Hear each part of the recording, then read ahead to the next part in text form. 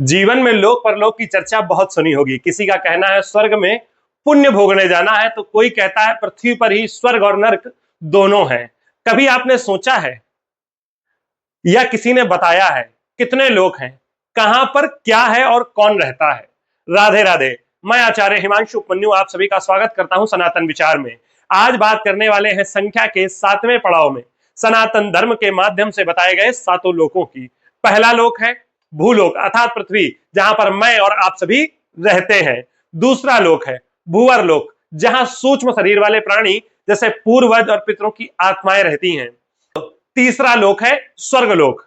यह सौंदर्य, ऐश्वर्य और आनंद का स्थान है। यहां पर यक्ष और देवता निवास करते हैं। स्वर्गलोक, जहां इंद्रादि देवताओं के साथ सूक्ष्म शरीर निवास करते हैं, जिन्हें जिनके कर्मों का सुख भोगना होता है।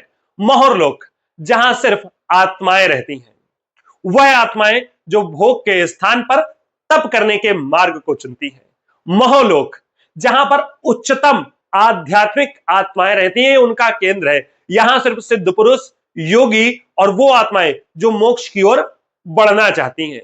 तपोलोक, ये उन आत्माओं का निवास क्षेत्र है जो सदैव तप और ध्यान में लीन रहते हैं। ये वो प्राणी हैं जो पूर्ण रूप से अपने आप पर नियंत्रण रखते हैं, मोक्ष या यूं कहे ब्रह्म की प्राप्ति के सबसे नजदीक होते हैं।